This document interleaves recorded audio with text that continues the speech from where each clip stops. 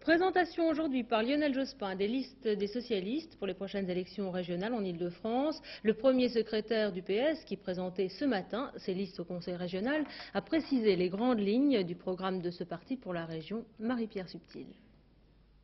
La date du 16 mars, c'est pour tout le monde celle des législatives. Et pourtant, ce jour-là, on n'élira pas que des députés, mais aussi les futurs conseillers régionaux, pour la première fois élus au suffrage universel.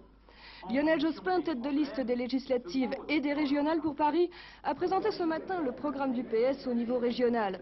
Car si la campagne législative est très nationale, pour les régionales, il faut bien sûr tenir compte des dossiers locaux.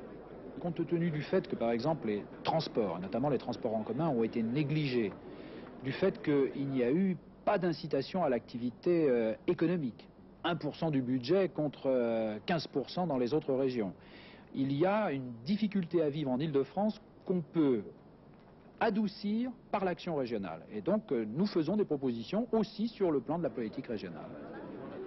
Les propositions du PS, exploiter une des spécificités de la région, son potentiel en matière de recherche scientifique, équilibrer l'habitat et l'emploi, répondre aux besoins de formation et enfin améliorer l'environnement. Nous souhaitons que la majorité des gens de gauche se reconnaissent sur les propositions que nous faisons. Mais ce qui me frappe dans la région Île-de-France, surtout, c'est la division de la droite.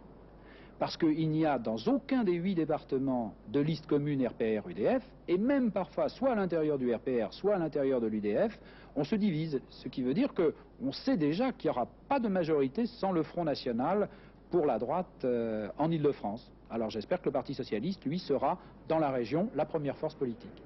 Par le biais des élections régionales, les socialistes espèrent donc gagner du terrain localement. Il est un fait que le RPR est très bien implanté dans la région, avec Michel Giraud à la tête du Conseil régional et Jacques Chirac à la mairie de Paris.